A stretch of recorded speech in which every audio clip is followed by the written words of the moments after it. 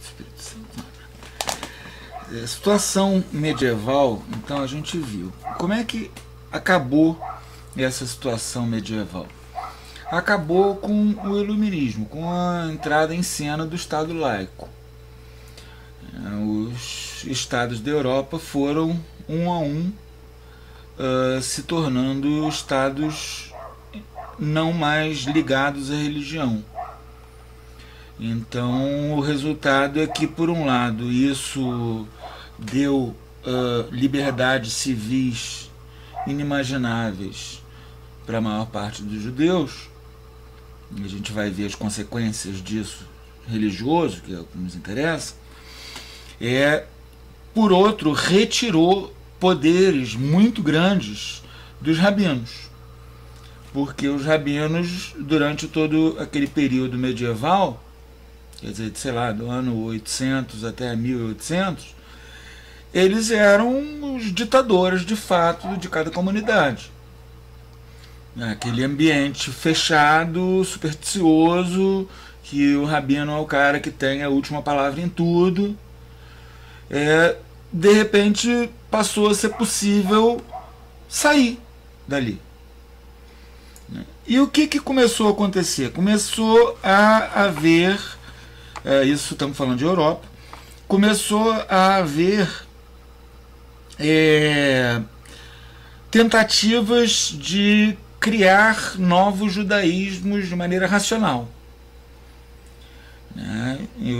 Isso na Europa cristã.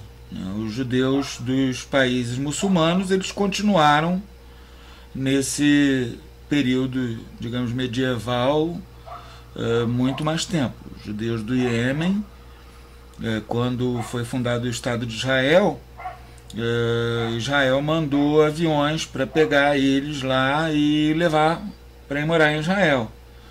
E os caras se recusaram a ir porque eles tinham a profecia de que eles iriam para Israel num tapete voador. Quer dizer, era esse o nível de superstição daquela comunidade. Aí os israelenses, muito espertos, chamaram o maior dos rabinos lá do Iêmen, botaram o cara dentro do avião e mostraram o carpete do avião e disseram: olha o seu tapete voador. E aí conseguiram convencer e levar praticamente todo mundo. Hoje em dia tem tipo uma dúzia de judeus no Iêmen.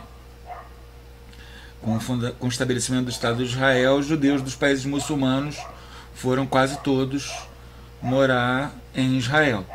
Hoje em dia ainda tem uma colônia boa no Irã, mas em muito poucos outros lugares. E na Europa teve o iluminismo. Na Europa que teve o Estado laico. E aí começou a haver essas oportunidades de sair do que muita gente percebia como a ditadura dos rabinos e criar judaísmos light, por assim dizer, fazer com o judaísmo o que Lutero fez com a igreja, fazer uma versão que pegue alguns elementos do original e outros da cultura em volta para fazer uma coisa nova, E isso foi acontecendo a partir do século XVIII.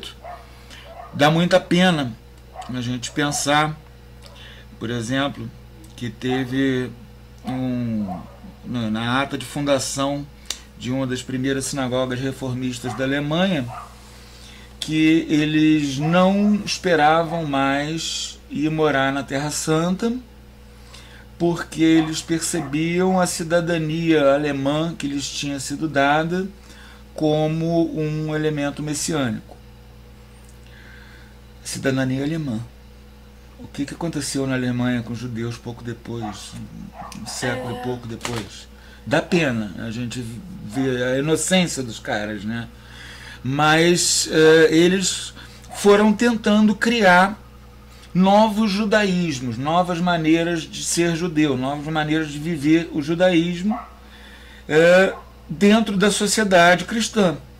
Quer dizer, não mais viver numa sociedade separada, como era antes, mas passar a viver dentro da sociedade cristã, se misturando com os cristãos.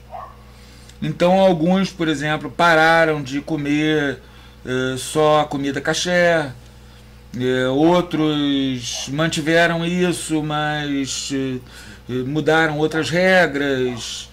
Praticamente todos abandonaram o Talmud como referência, uma referência total, né? A Cabala passou a ter alguns estudiosos que viam aquilo como uma coisa social, assim, que não acreditavam naquilo, mas estudavam por achar que valia a pena. E o resultado é que, por um lado, aqueles que não quiseram entrar nisso se fecharam mais e mais e se juntaram uns com os outros, os grupos vários que não quiseram entrar no judaísmo reformista.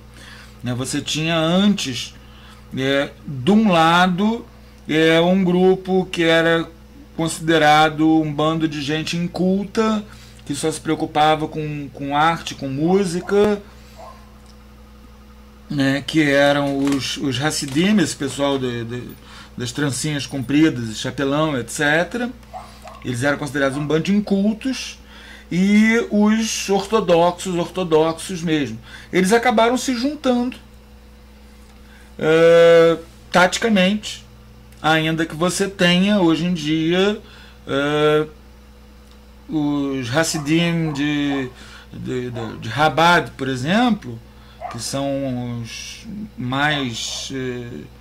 que falam mais alto na mídia, que eles têm um apostolado muito grande para tentar convencer judeus a cumprir mandamentos, cumprir uma das 613 leis, para ver se consegue pelo menos algumas daquelas fagulhazinhas voltar para o lugar. Eles são cabalistas, né? Eles chegaram a achar que o rabino deles era o Messias.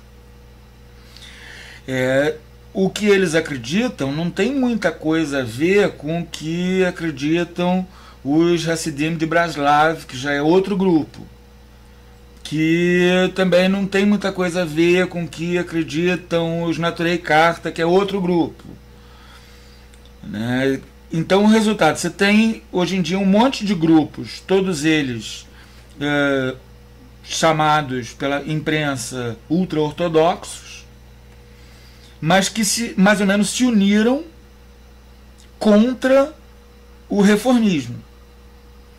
Então hoje, por exemplo, uma pessoa que se converta ao judaísmo reformista, ele não pode migrar para Israel, porque Israel só considera as conversões feitas ao judaísmo ortodoxo, qualquer uma dessas formas de judaísmo ortodoxo, que tem crenças diferentes, práticas religiosas diferentes.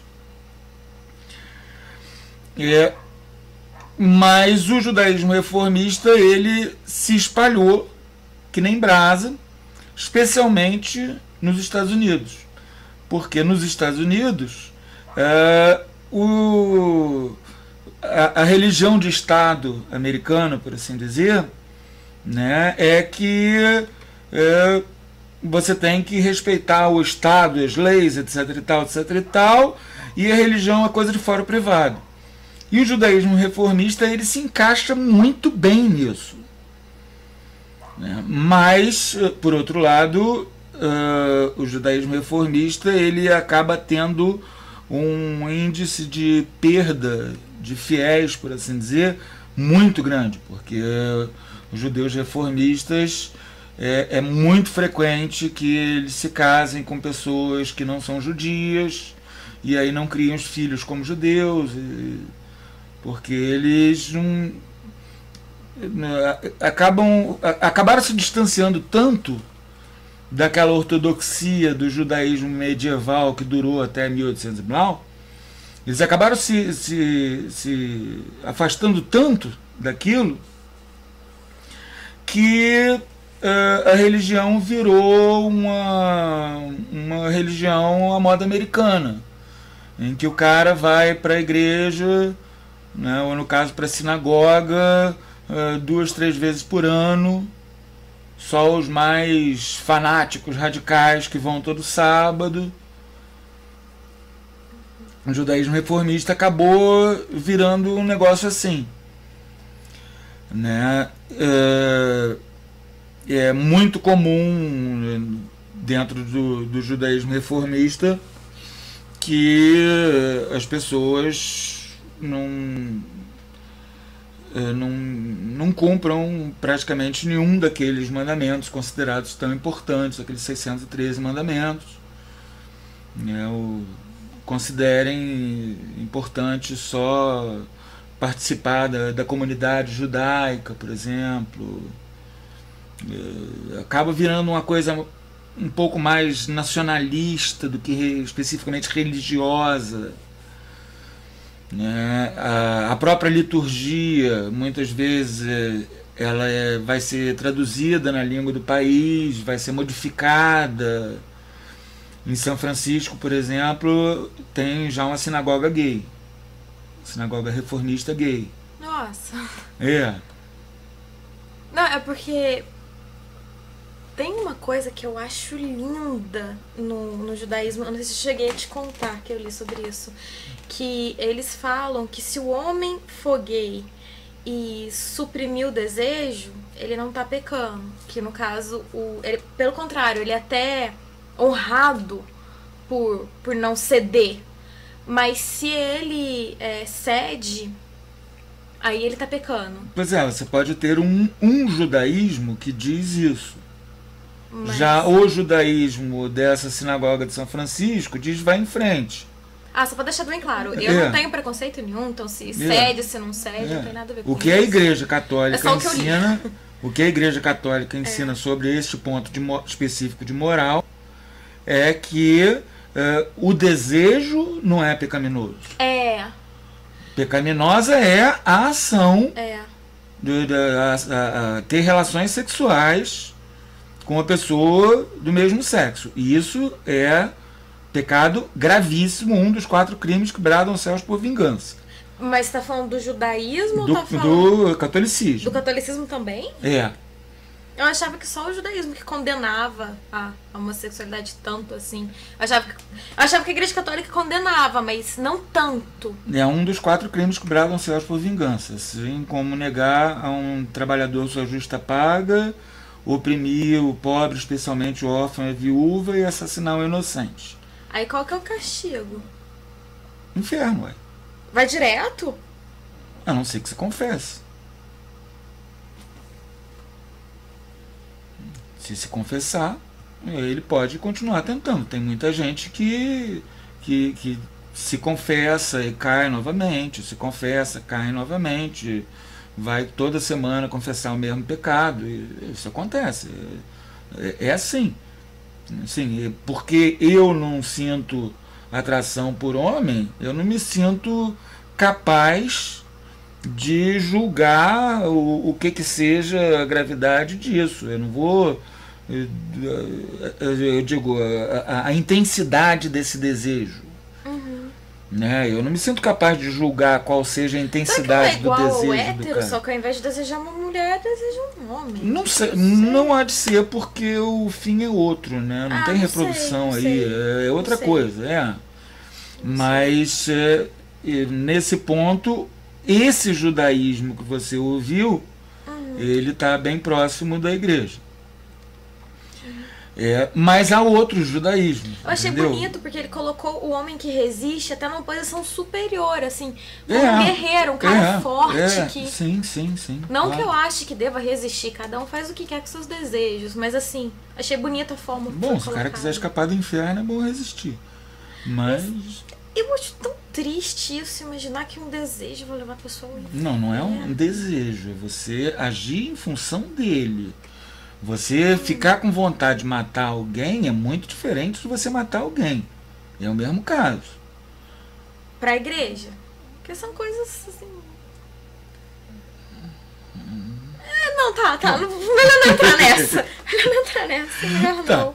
Mas então, do judaísmo reformista, justamente por ele dar vaso a esse tipo de afastamento tão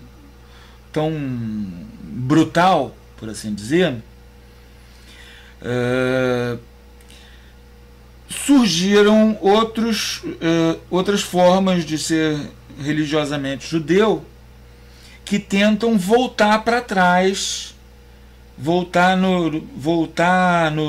no sentido daquela ortodoxia, mas sem abandonar o que eles consideram avanços do reformismo.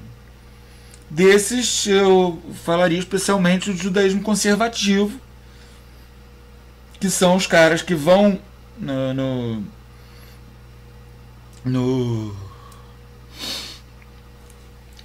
nos estudos deles, eles vão estudar o Talmud todo, eles vão estudar aquilo todo, só que eles vão escolher o que eles consideram que ainda é adequado, o que eles consideram que ficou antiquado, né? É uma tentativa de fazer um meio termo. Relativizar a fé. Eu vejo como eu vejo, na verdade, ambas as formas como a pessoa se botar no lugar de Deus, né? E dizer assim, são 10 mandamentos ou são 10 sugestões, né? O cara pegar e começar a escolher o que ele vai cumprir, o que ele não vai cumprir. Essa é a minha grande questão com fé e com religião. Por quê? Porque você sabe que eu leio muito sobre tudo, né? Já li sobre várias religiões, estudei várias coisas, buscando alguma que eu me encaixe. E sempre tem uma que eu não concordo, alguma coisa, por mínima que seja, eu penso, não vou seguir. Mas aí eu penso, se eu não seguir, eu tô sendo hipócrita. Se eu tô nessa religião, eu tenho que seguir tudo. Aí eu não vou seguir tudo, eu falo, então, né? Olha, eu pessoalmente... Eu fico louca com isso. Eu pessoalmente... Ah. Só para falar um pequeno detalhe da minha vida pessoal, mas eu briguei muito, porque eu não queria ser católico. Eu procurava tudo quanto é material, isso antes de existir internet, essas coisas, eu procurava tudo quanto é material que tivesse imprimatur da igreja para ler, procurando uma coisa assim, para me tirar dali. Perdi. Não consegui. Deus me deu a graça da fé e... Eu queria ter isso. Eu queria ter uma religião que eu acreditasse 100%, que eu ficasse lá. Porque aqui, por exemplo, eu tô tentando me encontrar aqui. Mas da mesma forma eu já tentei isso no budismo, já tentei no espiritismo, já tentei na igreja, aqui já tentei em tudo. Já tentei no judaísmo. Agora aqui a gente tem uma grande vantagem. Você vive dentro de uma sociedade católica.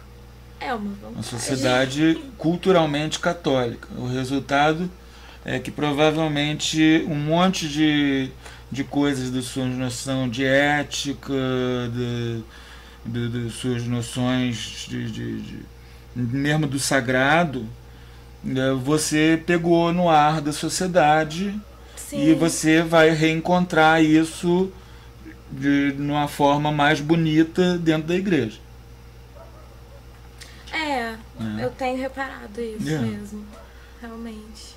Já o judaísmo, que era de quem a gente estava falando, né? O que acontece é que a gente tem hoje em dia várias maneiras de ser judeu religiosamente, inclusive, paradoxalmente, não ser religioso. Né? Você tem em Israel uma grande parte da população é dita secular, que não está nem aí, não vai para sinagoga nenhuma, não está nem aí para mandamento nenhum. Uma grande parte da população é secular, mas é judeu. Está lá escrito na Teudat Zeut, na carteira de identidade dele, judeu. Ele é judeu. Carteira de identidade, eu não sabia que tinha religião. Justamente, não é religião, é nação. Ah! Entendeu? Esse Sim. é o grande barato. Entendi. Esse é o grande barato. Entendi. Quer dizer, o cara, hoje, Nossa, ele vai ser judeu nacionalmente, como membro de uma nação. Não judeu como membro de uma religião. Entendi. Né? Isso é uma mudança brutal, radical. Porque isso já existia. Quer dizer, quando você tinha lá os judeus com a lei separada, com o rabino governando eles, dentro de uma área cristã, né? O rabino julgando e o juiz cristão julgando os cristãos, o rabino julgando os judeus, o juiz cristão julgando os cristãos, isso já era, de uma certa maneira, uma percepção de duas nações. Né? Mas era a percepção de duas nações a partir de um ponto de vista estritamente religioso. Já hoje você tem o judeu secular, quer dizer, que é o judeu nacional, mas que não é religioso. E, inclusive,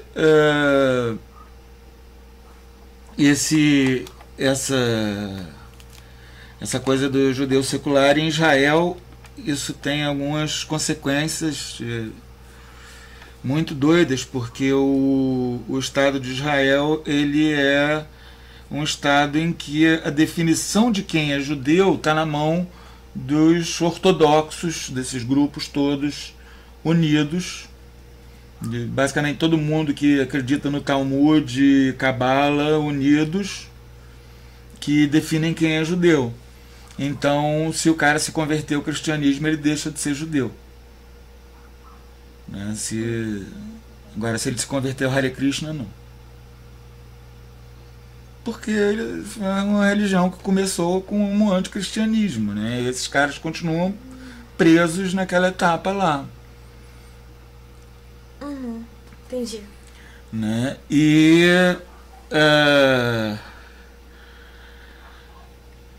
houve também, graças a Deus, isso acho que hoje em dia é uma coisa rara, quer dizer, ainda existe quem pense assim, mas são poucos, graças a Deus.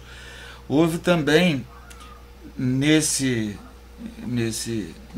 meio período, na primeira metade do século passado, a ideia do judeu como raça, né, que era a ideia do Hitler.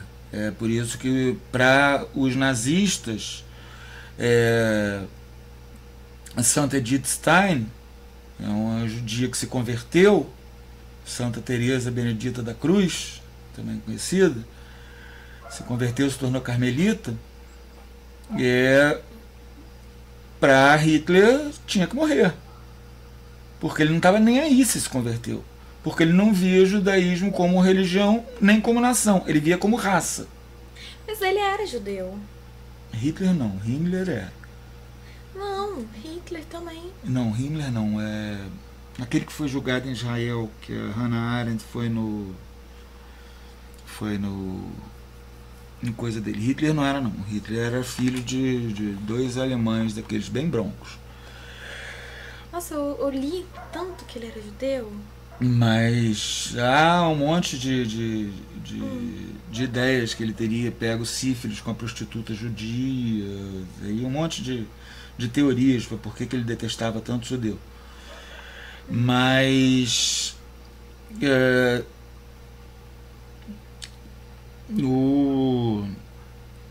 essa noção de judeu como raça é até engraçado quando você pensa que tem judeus pretos, né, os judeus etíopes, tem os judeus com cara de chinês que vem da China, tem judeus morenos de nariz fino que vem da Índia, e essa ideia de raça, que eu não acredito em raça, diga-se de passagem, essa ideia de raça ela seria justamente baseada na aparência comum Aí os nazistas tentaram inventar meios de identificar judeu medindo o nariz e as orelhas, esse tipo de barbaridade, para poder assassinar as pessoas.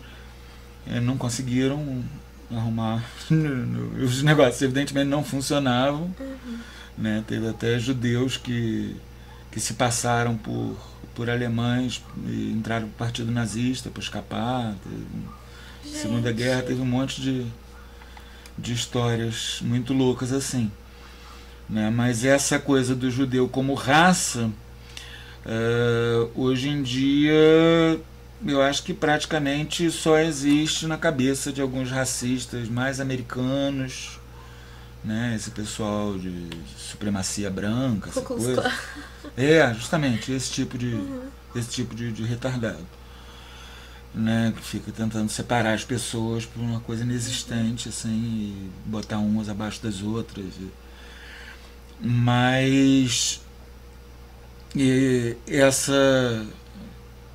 essa coisa da raça, ela infelizmente ela chegou a pegar alguns judeus também, que identificaram. Teve um dos caras que eram grandes advogados do sionismo, né, antes da existência do Estado de Israel, evidentemente, quando da subida de Hitler ao poder, que comemorou.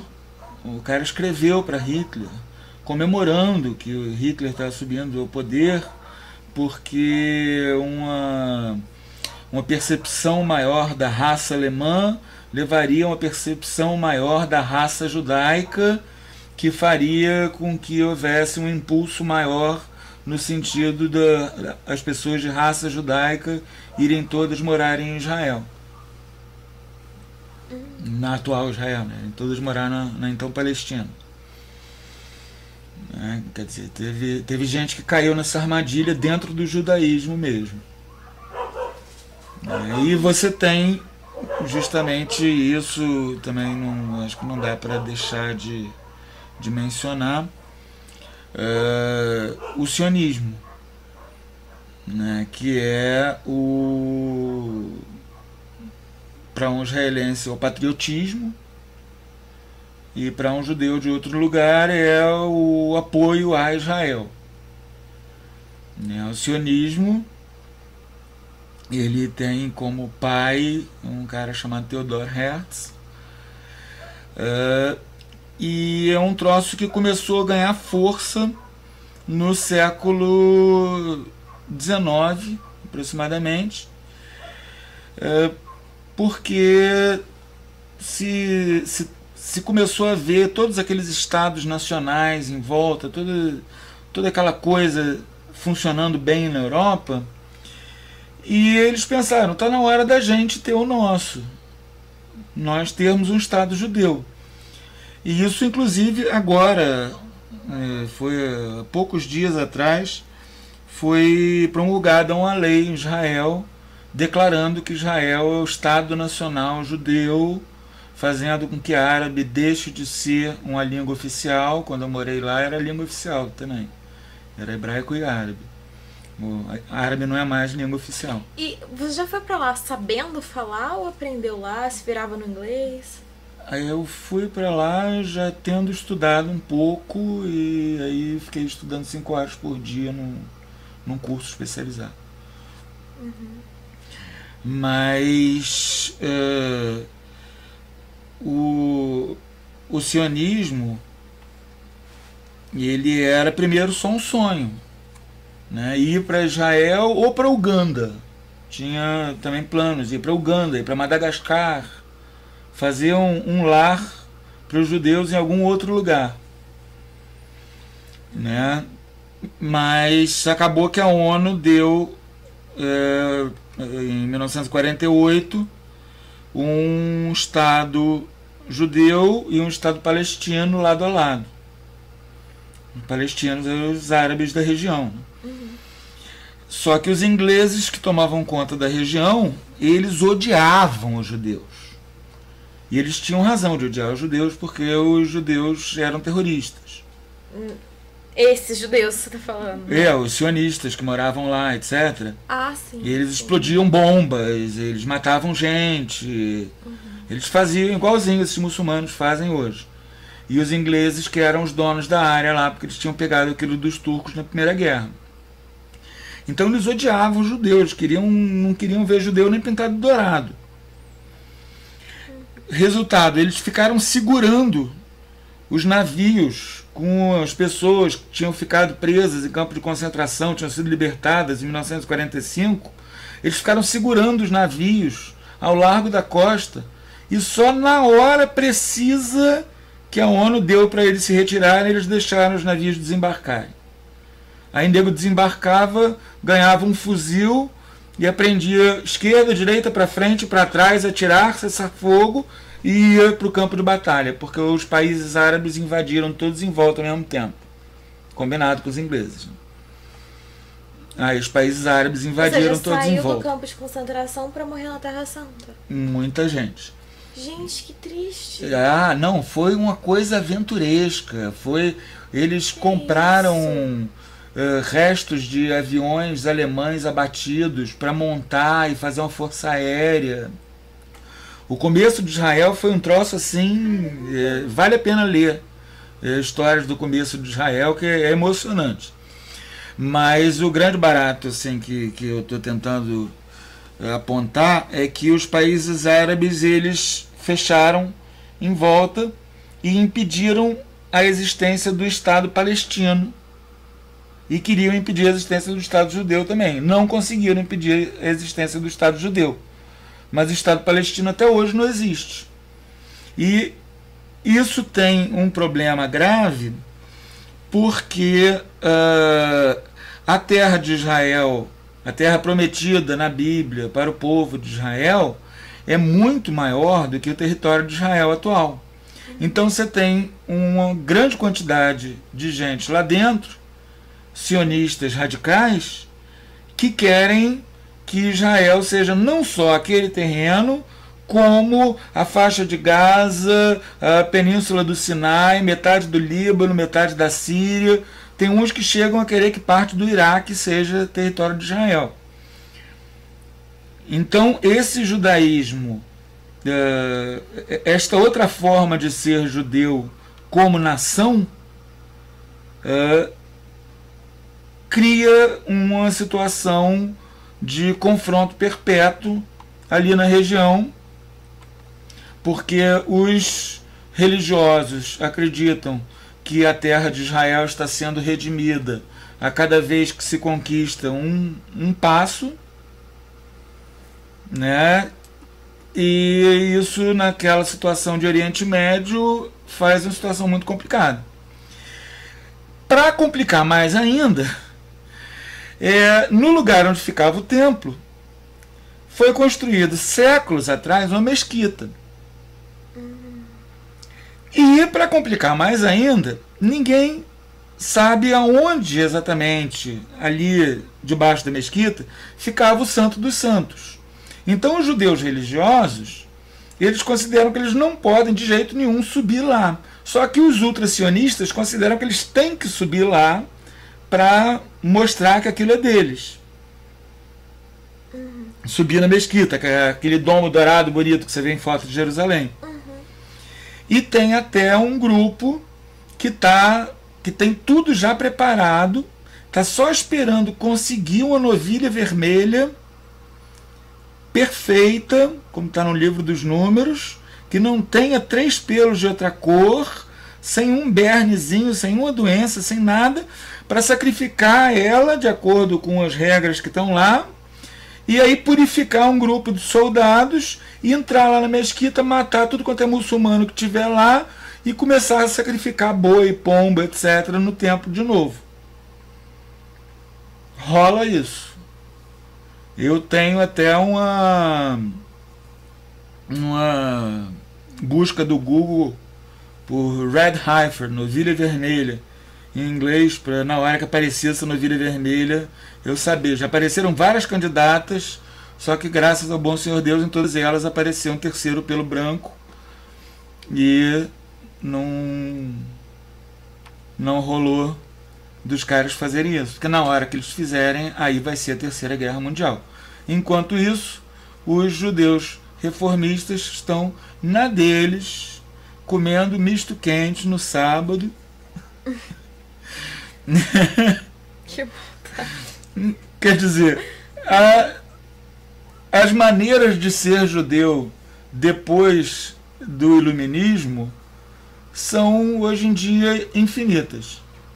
Entendi. Né? Então é por isso que não dá para chegar hoje em dia e dizer o judaísmo afirma tal coisa. Você tem que dizer o judaísmo de tal escola afirma tal coisa.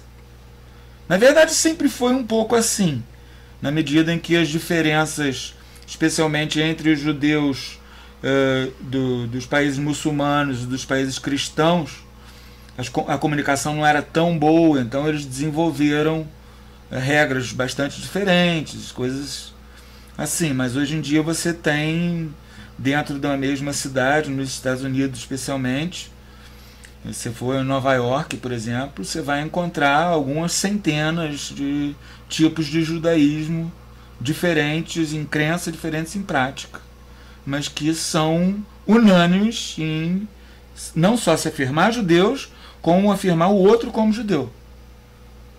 Isso que é a coisa mais interessante, que faz com que o judaísmo, como eu falei no começo da primeira parte, né, ele não possa ser subsumido. Quando você procura religião, é uma nação. Quando você procura nação, é uma religião. Uhum. Né? E então é isso que eu acho que dava para falar, resumindo bastante sobre esse tema tão grande. De finalizar a aula. Que, bom, vamos promover o amor, né? Ao invés de promover, sei lá, é porque nem todo mundo concorda com a visão da Igreja Católica. Mas o que eu penso alguém que está assistindo até agora... Não, o que eu quero dizer é, o fato de você pensar diferente não vai desmerecer a outra pessoa. Então, assim, o que eu tô querendo dizer é, quando eu busco outra religião, como eu tô fazendo agora, eu tô de peito aberto. Não é com tudo que eu concordo, mas eu tô disposta a ouvir com respeito, entendeu? E que as outras pessoas também tenham isso, se discordar, ao invés de atacar, de querer brigar, falar, olha, eu penso assim, vamos conversar sobre, tá? Nem tentar te mudar a sua opinião, porque não vai, sua opinião tá formada. Mas assim... não, eu adoro mudar de opinião. Mudar de opinião é se enriquecer. Sim, sim. Mudar de opinião é se enriquecer, mas a gente aprender. Mas também é chato aquela pessoa querer te forçar a pensar daquele jeitinho, entrar na caixinha dela. Ninguém consegue forçar uma pessoa a pensar de outro jeito. Até no máximo você consegue chatear uma pessoa. Não, o que eu tô falando assim, quem pensa diferente, vamos respeitar, vamos manter o amor entre as religiões. Por exemplo, agora eu tô buscando o catolicismo, mas eu respeito igualmente o espírita, o macumbeiro, né, digamos assim. Qual que é o termo certo? Não sei o nome certo da religião. Justamente. Respeito não todo tem o mundo. nome certo. O universo religioso, ele é um universo, em última instância, da busca de Deus.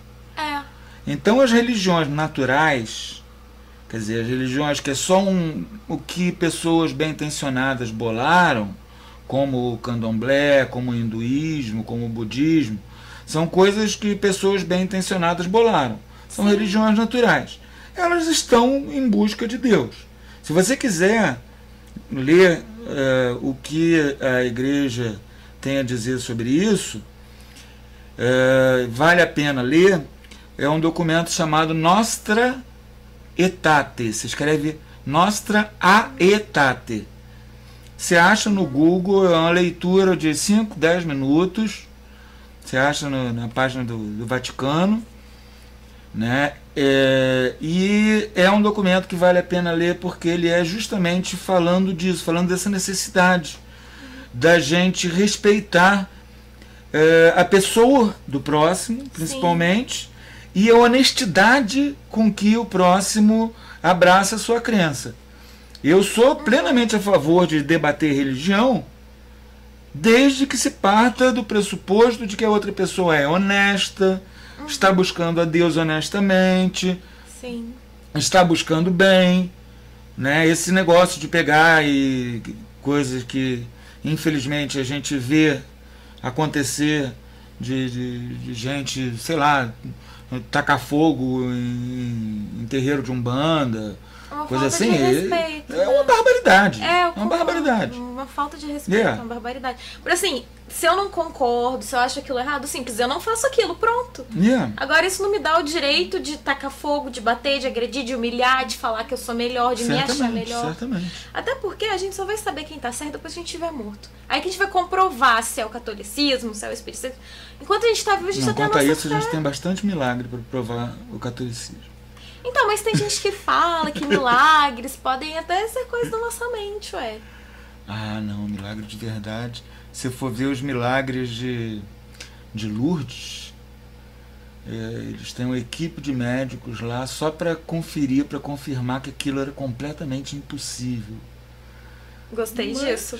Vou pesquisar. Vai, se quiser, depois eu te empresto. Depois que você me devolver os livros que você tá comigo, eu te empresto um livro só sobre milagres de Lourdes. Essa semana. Tá Pretendo na próxima eu devolvo. Então, até mais, galera.